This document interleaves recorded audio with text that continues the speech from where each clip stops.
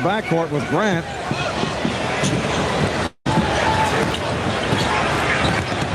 Jordan trying to shake off Starks. Oh, what a move by Jordan!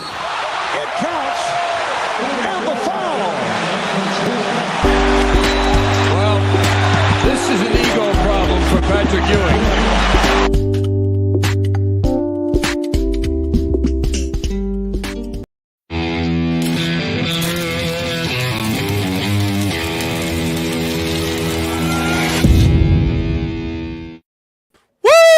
What's up, everybody? Welcome to the Maurice Brown Show. Yes, this is an ego problem for Patrick Ewing. Hello, everybody, and welcome to the Maurice Brown Show NBA Playoff Edition with my main man, Aaron Too Tall Moore. What's going on, Aaron?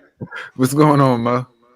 Man, I tell you, we have a lot to unpack on this show as the NBA playoffs have kicked off this weekend, and man, did we have some excellent games to be entertained by. There's no question about that. Great games over the weekend, and the one that really sticks out to me, of course, we'll look at Miami winning last night over Atlanta. Trae Young was not able to duplicate the performance he had in game one. You had to figure that Miami was going to bounce back strong, and they did. But last night, Boston and Brooklyn in a 115-114 win last night. And man, what did you think of that one, Aaron? I'm not surprised it was as close as it was because of Brooklyn's defense, of course. And but I mean, the last play was just a defensive breakdown. I mean, that's all it was. I mean, I still don't see it going. I still don't see Boston winning this series, though. That's just my opinion. I know some people think Brooklyn is in trouble right now, but I don't see it. Well, you still got two of the best players in the world with Kyrie and Durant. Of course, they need help on the defensive side.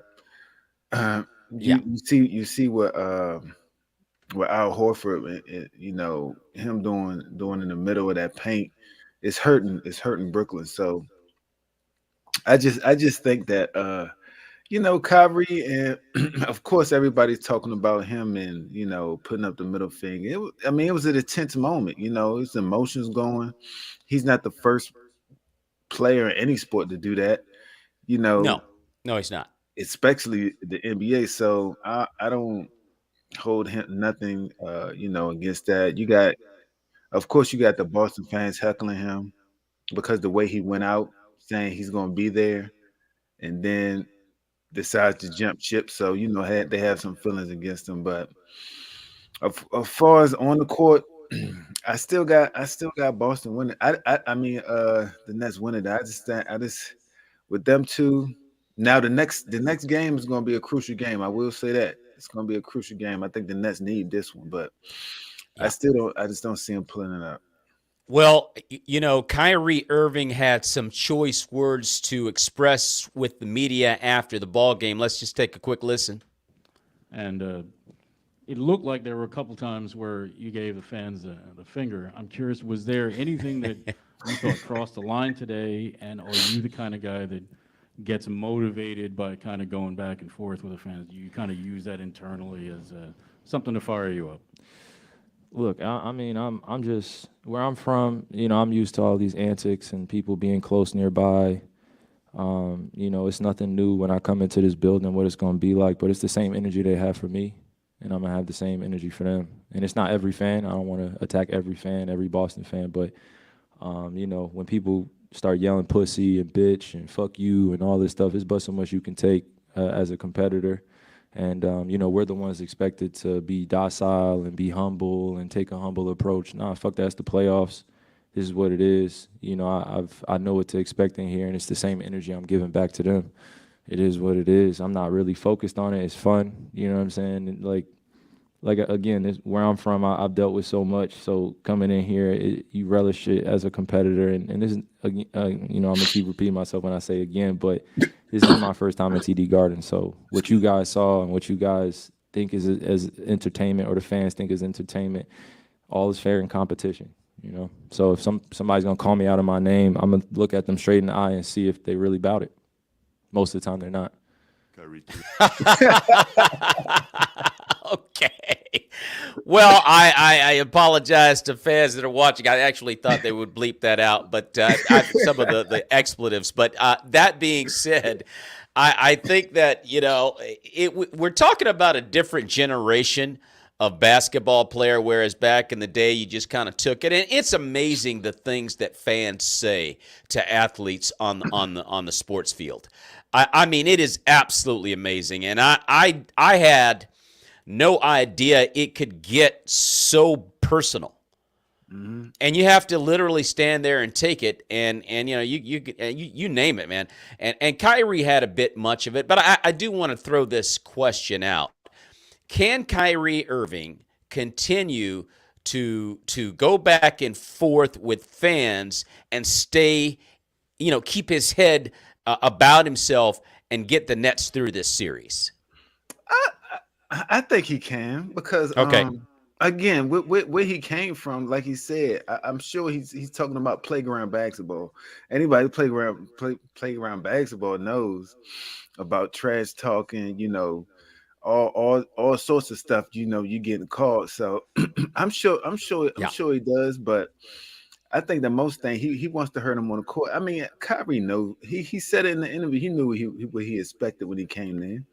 You know what he said. But I mean, like he said, I mean, it's only so much a person can take until he going, especially if it's the same individual saying it all game, and you hearing it, you're ignoring it, and you hearing it, and then all of a sudden the game not going the way it's supposed to, you're gonna react. I mean, he's just gonna react. I think you have to be careful, because a lot of times you can start focusing, giving it back to them, and you can get lost in it. But I don't think Kyrie will do that. But I do believe that we're looking at a long series, because Brooklyn, they don't play defense. They just don't play defense. And my question is, as good of a game as Boston played last night, can they do that 3 more times? That's the thing right there. That's why I said I don't think they could do that 3 more times, because it's especially when they go back to the Nets home. They're not doing it there. So I think the next game, I think the Nets is gonna put it out, because Kyrie gonna come. Kyrie, he was already a woken giant, but I think they woken something else that we haven't seen before, because he's gonna be determined. He's gonna be determined, and I tell you, man, these fans are just vicious. And look, let's just break this game down. Boston won at the end of the ball game on their court. They stole game 1 on their own floor because they were beaten. And Kevin Durant did not have a particularly good game. Do you think KD's going to do that again? No, sir. That's why you got Kyrie there. Kyrie, Yeah, he offsets a potentially poor night, and vice versa. And I think that's how they work. I think if either one of them see not them is not their night, then the other one gonna take over. For both of them to be off on a given night, I don't think that's not likely. Yeah, I'm gonna say this. I'm still picking Brooklyn to win this series. And not only am I picking them to win this series, I'm picking Brooklyn to win the NBA championship because of those 2 dogs. I don't think anybody in the NBA can do that to them 4 times. You can do it once, twice, maybe even 3. But 4, I don't know. So, that being said, who's your pick to win the whole thing? I've been with Brooklyn. I went with Brooklyn the whole time. I said once they get Kyrie and KD full time on the same page, only thing is they need to tighten up this defense. It don't have to be perfect, but only thing they have to do is get just tighten it up just a little bit. You know, because their offense is proficient. You mean you're not gonna stop them from scoring. That's right. Only person gonna stop them from scoring is themselves. So Yeah. I mean that's all they have to do. And outscoring them in the 7-game series, I don't see it likely happening. I don't see it happening either. I think if you look at what's happening with the Boston Celtics right now, they're a team. Because don't get me wrong. I mean, heck, Brooklyn could lose the series. If they lost the series, Aaron, I would not be shocked. Simply because they don't play defense. I mean, that last sequence, you're looking at Kevin Durant. He's running around like, you know, who do I check? Who do I check? Or who do I hug? I don't know. He's trying to find somebody to guard. And then Kyrie Irving is reaching on the end of the play when basic 101 defense means just stand up. If he had just stood there, you know. The number one rule in that situation is this is from high school up. In that situation, do not give up a layup or a dunk. Make them shoot a jump shot, whatever it is. Just make them shoot a jump shot. Do not get up an easy bucket. And I don't know what happened. The defense got lax. I don't know if Kyrie was supposed to be on Tatum or not supposed to be on Tatum. You know, or he was expecting help behind him. He made it expected somebody to be behind him, and somebody wasn't there. Yeah. You know, if he didn't expect somebody to be behind him, I don't think he would have been that aggressive. You know? I would tend to agree with you on that. I think there was some other action over the weekend that was very intriguing when we look at the Minnesota Timberwolves and the Memphis Grizzlies. Okay, now everybody felt like, you know, look, Memphis is going to win this series, and it might best case scenario be 6, but they're going to win it in no more than 6 games. And right now they're in trouble. They're in trouble right now because they got hit in the mouth on their own floor to open this series by the T-Wolves. Anthony Edwards was amazing. Karl Anthony Towns does what he does. Patrick Beverley is chirping all over the place, getting in everybody's face. And they came in there and they hit Memphis in the mouth right off the rip. Here's some quick commentary from Ja Morant. Game 1, you know, I know Steven Adams said game 1 is like a fill-out game. What did you learn about the Timberwolves today? Like, what did you feel out about them that you can apply going forward? I feel like most of the stuff was on us. That's why we lost. Everything was us. Not locking into, you know, certain details, you know, of the game plan with, you know, certain guys. And, you know, rebounding was, you know, top of the list for us, and they had 11 boards and 19 second chance points. It's pretty much, you know, like I said, on us. We just got to be better in those areas on, you know, limiting them to, you know, just one shot and locking in on the game plan, knowing the personnel of the guy you guard and, you know, what we want to do to that, you know, certain guy. I'm going to tell you right now, Ja, he looks a little bit unsettled and unnerved by this first loss. Because I don't think there's any question that Memphis believed they're going to win their first 2 games on their floor.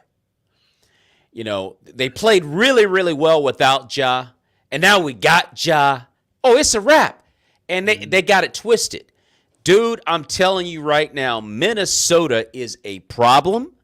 And if Memphis doesn't get it in their head that they have to play this like a conference final game, they're going to lose this series. Anthony Edwards is not playing. Let's understand something. Forget about Karl Anthony Towns, who's a beast in his own right. Anthony Edwards is not playing.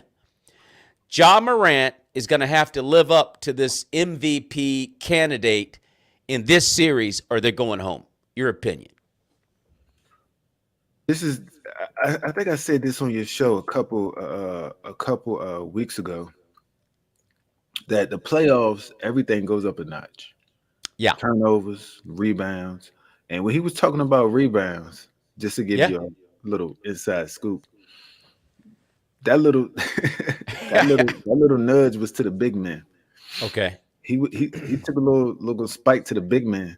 saying, you know, they had 11 plus boards on them, second chance points. Yeah.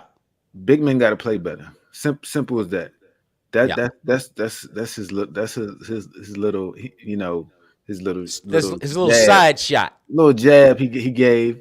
Big men got to play better, you know. So, but when you got somebody like Carl Anthony Towns, you know, Yeah. he could go off at any time. You know what I'm saying. So they're gonna have their hands full with this Minnesota team. It's not gonna be a run over. You know, they got to understand Memphis is a young team, and they have to understand that every possession is key. You cannot take any possession for granted. You know, so I think they're gonna come back, and this next game, I think Morant gonna put it on his shoulders to take control and you know and will his team to a victory. But like he said, you can't give up 19 second chance points and expect to win. No, you cannot do that. That's a lot. You got to crash the boards. We got to get rebounds. Well, and I tell you right now, Memphis, they've got athletes all over the place. Mm-hmm. I mean, they got athletes all over the place, and I get Ja's little chicken wing there, like, hey, yo, man, yo, hey, big men, you got to step up. But I just think that Minnesota needs to get more credit because they just balled out in every facet of the game, and I think Ja Morant, although he may be, hey, yo, you guys, you big men got to step up. No, Ja Morant, you have to live up to the billing of MVP and get this thing done because they were outplayed. They were outplayed in the paint. They were outplayed on the perimeter. They were outshot by the guards. They were out-hustled as a unit by the T-Wolves. And yeah, I get it, Morant. Go ahead and throw some shots, some little subtle shots at your front court. But everybody on the Memphis Grizzlies needs to understand. See, they thought this was going to be a walk, Aaron. They thought this was going to be a walk. They said, we got our boy Ja back, and it's this, that, and the other. And what people don't realize is Minnesota, over the last month and a half, have been balling out. Mm-hmm. So they are a 7 seed. They're actually plus 23 in the win column versus last year. Mm-hmm. And they are, so that number 7 is kind of misleading when you see them as a 7 seed. They're playing like a 3 or 2 seed right now, coming into the playoffs. And I think the Grizzlies are in trouble, dude. They are in trouble. And they have to wake up now and play like they're in the conference finals right now, or they're done. They're done.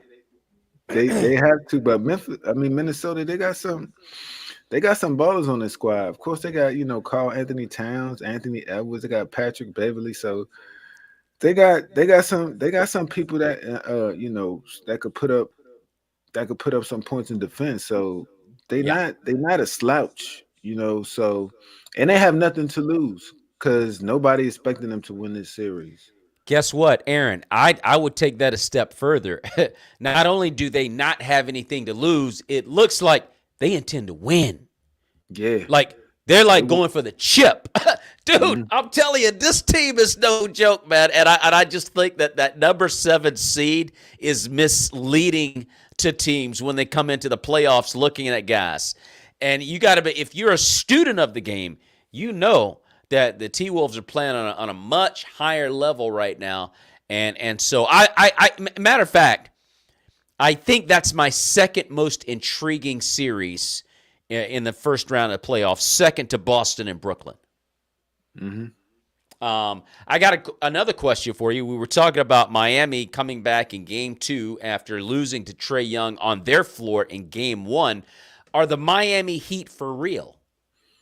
Oh, yeah, they for real. Okay. With the roster they got, you cannot knock them out. I mean, nobody's talking about them. No. But they're gonna take care of the Hawks.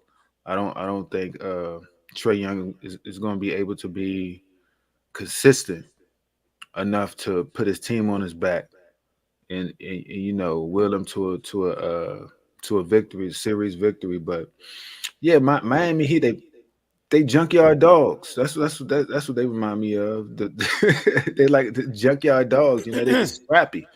You know, so Yeah.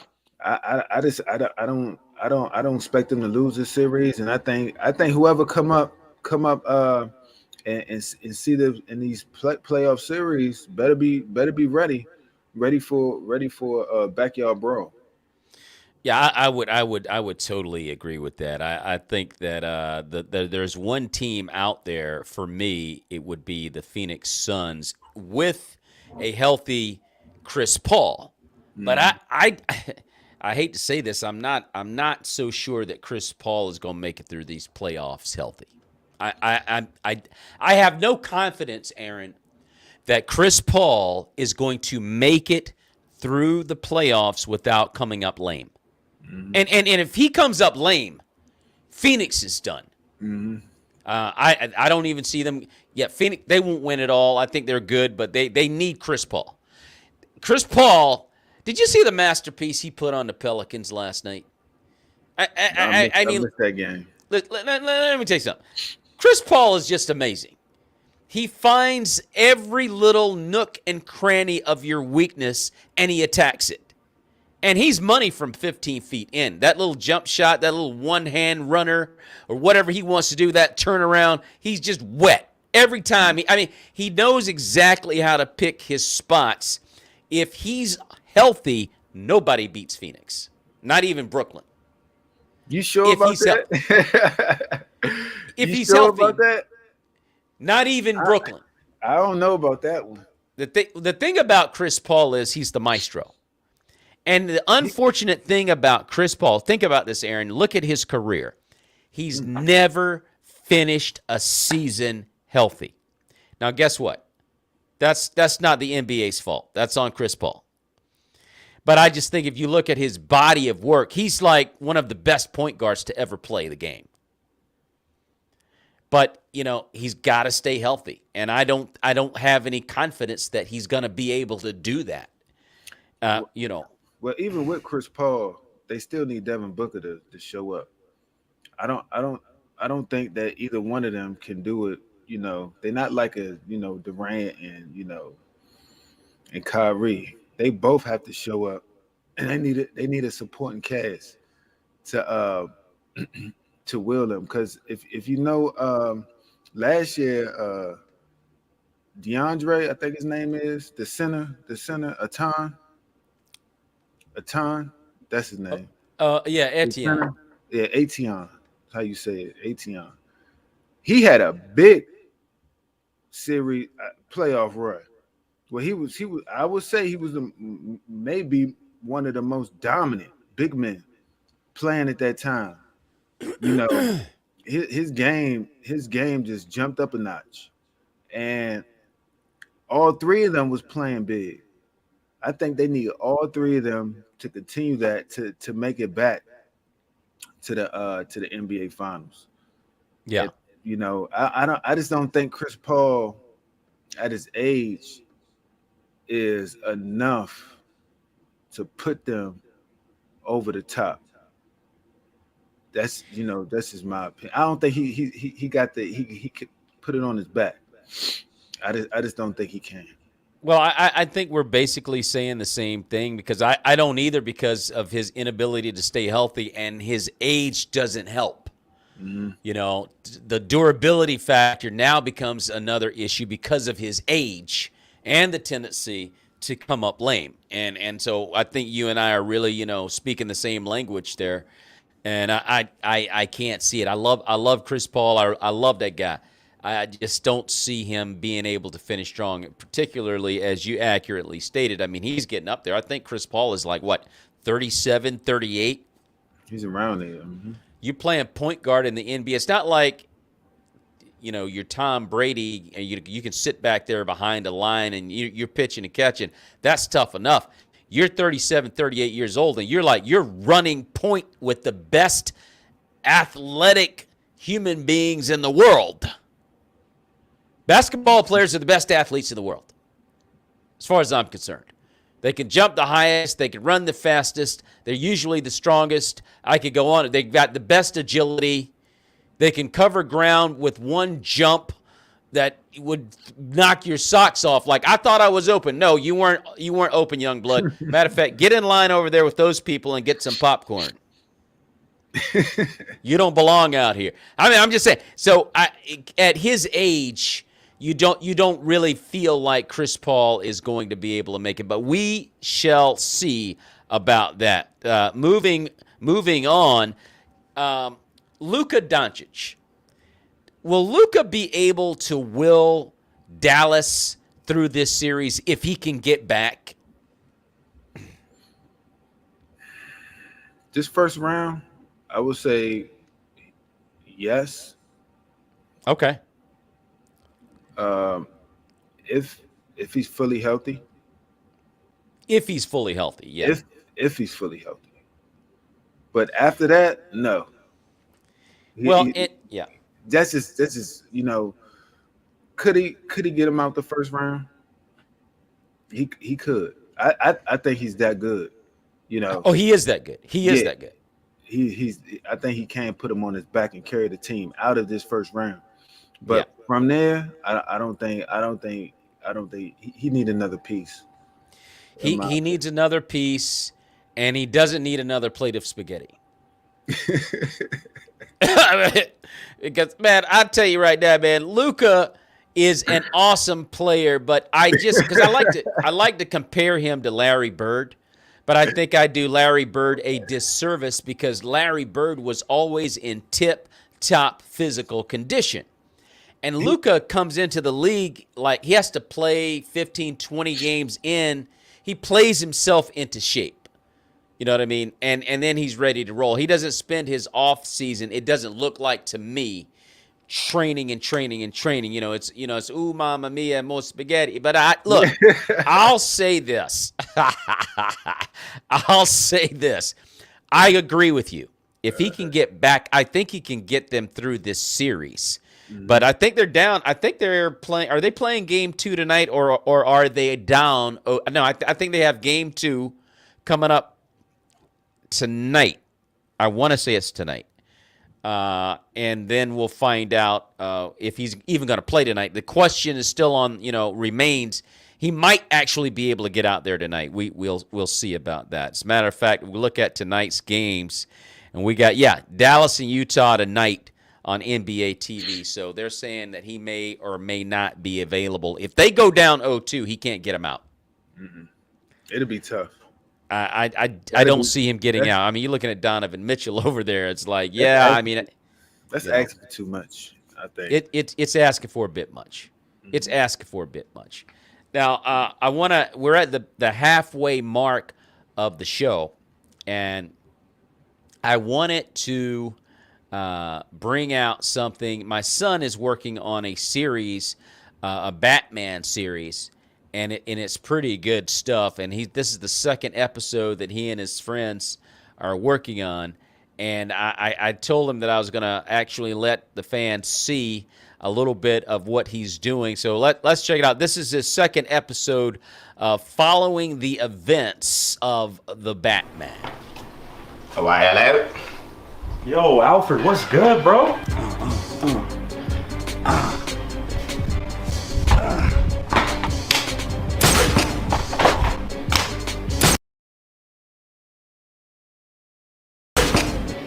All right, man. You can have a seat when you get started. Jolly good. Good. All right, Mr. Pennyworth. Let's get started. Thanks for coming in. You look kind of rough. You look like you've been caught in an explosion. Have you not taken a gander at the news, then? My apologies. Let's get back to why we're here. Well, as it stands, Master Bruce has bestowed upon me many, let's say, rigorous tasks. And I say, unfortunately, they've taken a rather violent toll on me. Wouldn't you agree? You look like you've been put through the ringer. What kind of tasks does he have you doing for you to end up like this? Unfortunately, I cannot divulge details of Master Wayne's latest philanthropic endeavors. However, I can say they have led him into the company of terribly dodgy characters. As a citizen of Gotham myself, I find it hard to believe that Mr. Wayne is as involved in the city as you're letting on. Mind you, the last time I saw him in a public setting was at the mayor's funeral. I assure you, Master Bruce has done more for the citizens of Gotham than anyone would ever know. However, his methods are quite unorthodox. Alfred, I understand having unorthodox methods, but Gotham is going under, figuratively and quite literally. Now, we have been friends for quite some time now, but must I remind you who is responsible for spearheading all the relief efforts? And frankly, who is signing your paychecks? Riddle me this, Alfred.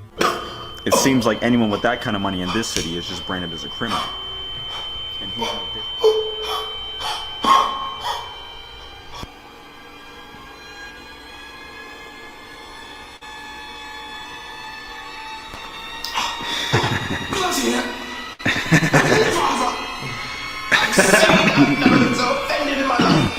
God bless the Queen!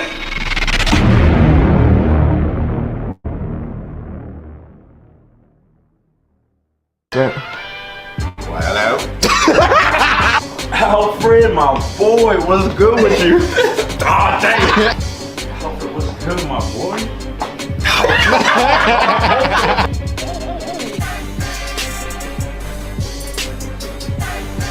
Man, good job.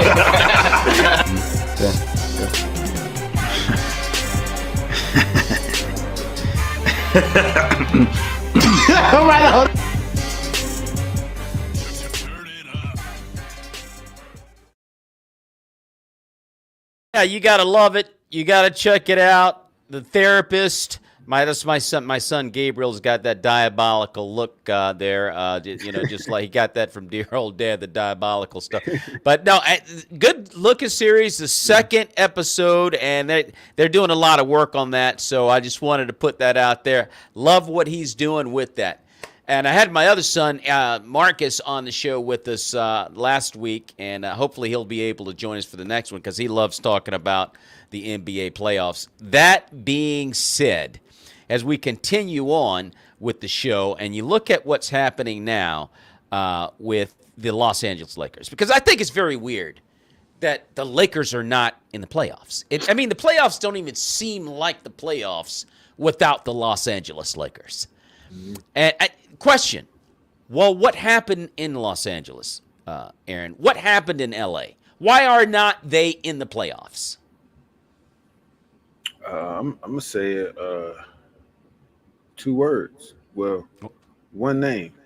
Uh-oh. LeBron James. There it is. Most people probably think they probably say Russell Westbrook or, some other player or the coach who they fired. Now they're trying to get Jason Kidd, I believe. That's the name I heard. Okay. But LeBron James, let's be, LeBron James put that roster together.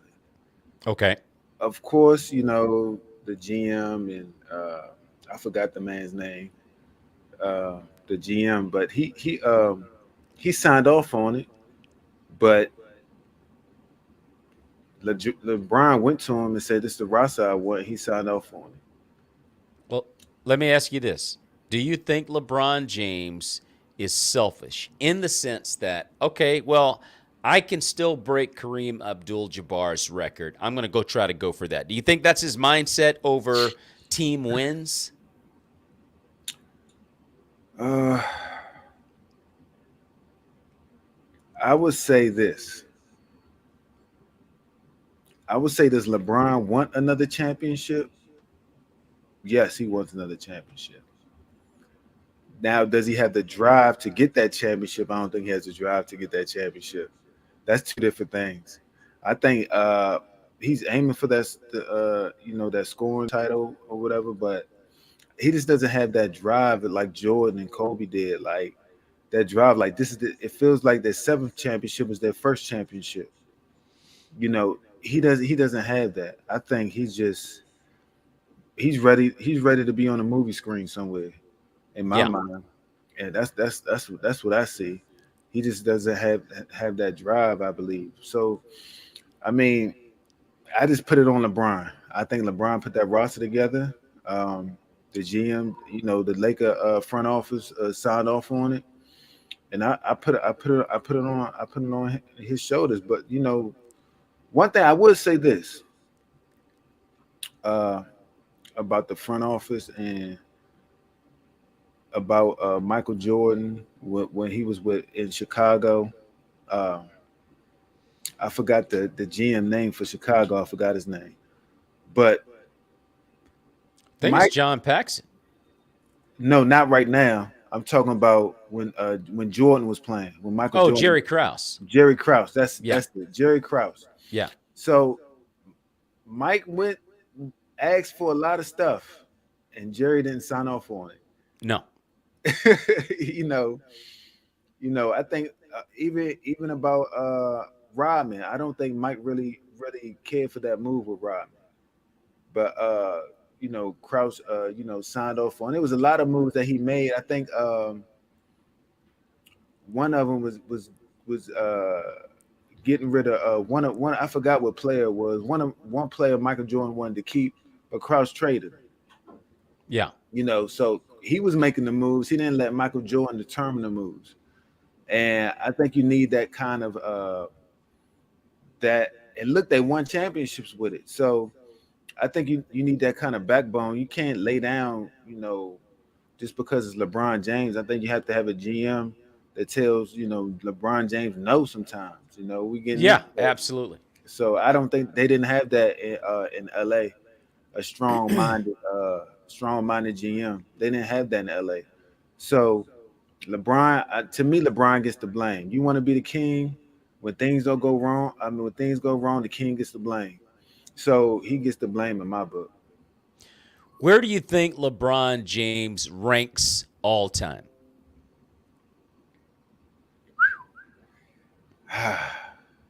All time, I put him in the top 5. Oh, wow. Okay. Now, when you say you would put him in the top 5, I know that you got MJ up there at the top. Mm-hmm. Probably you got guys, and I'm throwing names out now, maybe Kareem Abdul-Jabbar, maybe Kobe Bryant, maybe Larry Bird, Magic Johnson, Wilt Chamberlain. I could go on and on and on. Do you have Kobe ahead of LeBron James? Yes. Okay. Yay, we track it. Yeah, no question. Even in this era, I say 5 in this era. Now, if you go back and you want to, put Kareem Abdul-Jabbar, then he's just gonna fall, in my opinion. He's gonna fall. Yeah. In my opinion, because I got a lot of players, even in Michael Jordan time, above LeBron James, in my opinion. Yeah. But it's saying that I would say in this era, of course, I would have Michael Jordan 1, and then I would have Kobe 2, and then I would put LeBron number 3. Is that right? Mm-hmm. Okay, interesting. And that's a respectable list. I don't know that I would have him. It's hard to really juggle LeBron around in there. But that being said, looking at the Los Angeles Lakers' current situation, my take is you look at LeBron James and Russell Westbrook. I think Russell Westbrook was intimidated playing with LeBron James. And he grew up a Laker fan. And I think all those things, because Russell Westbrook did not play like Russell Westbrook at any point this year. Like, you're kind of going, who is that guy? I mean, shooting air balls, being unsure, not aggressive and attacking the basket. That guy did not show up in LA. And I think it had a lot to do with just being intimidated. And I think that, LeBron James assumed that he was going to get a dog out of Westbrook. And then also Anthony Davis, who could predict his ability to stay on the floor. He gets injured a lot, and he wasn't available. And then all of a sudden, the season starts tanking. Excuse me. My take is, if you're the quote-unquote GOAT, then you have to take guys on that team and make them – those guys should rally around your leadership. And I never got the impression that LeBron James, and I don't know what goes on behind closed doors, and I think there's a lot that went on behind closed doors that we're not privy to that contributed to their demise, because they did not play inspired basketball. The Los Angeles Lakers did not. And they have a lot. If you're playing in the NBA, that means you are a sick player. I don't care if you're the end of the bench. So you have professional basketball players on your team. I don't want to hear, well, they're not that good or they're not as good as the team they had before. You're in the NBA and you're playing with the quote-unquote so-called GOAT. I expect that guy that you call the GOAT to get more out of his team than he got. And they didn't play inspired. So I would have to agree with what you said before. The blame has to rest on LeBron James. And I don't think that he showed enough energy and passion to get there's I don't care what anybody says, there is no excuse for the Los Angeles Lakers to be sitting at home right now. None. Zero. There's no excuse. So you look at that situation and you go, wow, is this how LeBron is going to end, his next year or two? He said he wants to play with his son, Bronny. Okay. I don't know how long he's going to have to wait for that. And then he said he wanted to play with Steph Curry. Steph Curry said, "Nah, I'm good." So, I mean, he's always trying to find somebody to win a championship with. Whereas that guy behind me right there, he stayed right where he was seated, and he won with the team he had. And that's one of my big pet peeves for LeBron James. And when you're talking about, that's when people come to me and say, "What do you rank LeBron? What is this of all time?" I'm thinking of this LeBron as a player. I'm not thinking about his accomplishments. I'm not thinking about, of course, people put that in play. Because if I start thinking about his accomplishments and how he got his championships, then to me, he's just going to keep going down. Yeah. He's going to keep going down. So when I'm talking about, ranking, I'm talking about he could play the 1, 2, 3, 4, and 5. Not too many players could do that. He defends. He could score anywhere on the court. So this is what he could carry. He has carried teams. I would say that he has carried teams. That's the mindset I'm coming from. But it's not too many people like number 23 behind. Not just him, but that generation. That generation is different. They just like, if you see the Pistons, when they had Rodman and Bill Laimbeer, Isaiah Thomas. Mike didn't want to join them. He wanted to destroy them. Exactly. It was vice versa. Isaiah didn't want Mike. It's the same way with the Knicks. All them teams, they wanted to destroy these guys. Sure they did. Look at Charles Barkley. Barkley never got a ring. You think Barkley could have teamed up with one of these guys? Easily. To give him a ring? But he didn't. So it's just another, and I couldn't. That's why a lot of these championships that these guys are getting now, I know you got to put question marks beside them. And this is, in my opinion, because you can't. The championships that these get, like when he won with Dwayne Wade, and now Shaq and Kobe was a little different. Because they didn't team up, the organization went and got both of them guys. Yeah, Shaq didn't say I wanted to play with Kobe. That was a little bit different. So, yeah, it was. I think that when you look at the Lakers as they are with LeBron James, he's kind of just been a guy that's just looking for somebody to team up with, and when things look bad, he'll jump ship. I would not be shocked if he ended up back in Cleveland next year again, or heck, ended up in Golden State. He could be playing with the Warriors. Who knows where he'll end up next year? I hope not. I hope he doesn't do anything like that either. But that's the unfortunate truth about LeBron James. He's got to mob up with people. He's not a guy that's going to hey, look, just get on my back, and we're going to do this year after year. He's not shown that. Kobe and Mike both stayed with their teams, and they got it done. But that being said, the Milwaukee Bucks. You look at Milwaukee, and they're a team right now, in my opinion, as the defending champions of the NBA. A lot of people don't talk about the Bucks, and why aren't the Bucks talked about more as potential back-to-back champions? What's your opinion of that? I'm not sure if it's because the market that Milwaukee's in, it's not a strong market. Yeah. That's my opinion. It's just not a strong market. I believe if they was anywhere else, if Milwaukee was in, that team was in DC, I think people would be more focused on them than what they are, in Milwaukee. But they can win a championship easily as they did, last year. So I think Middleton is a big piece of that, though. I believe Giannis can drive that team, can drive that team to a championship by himself.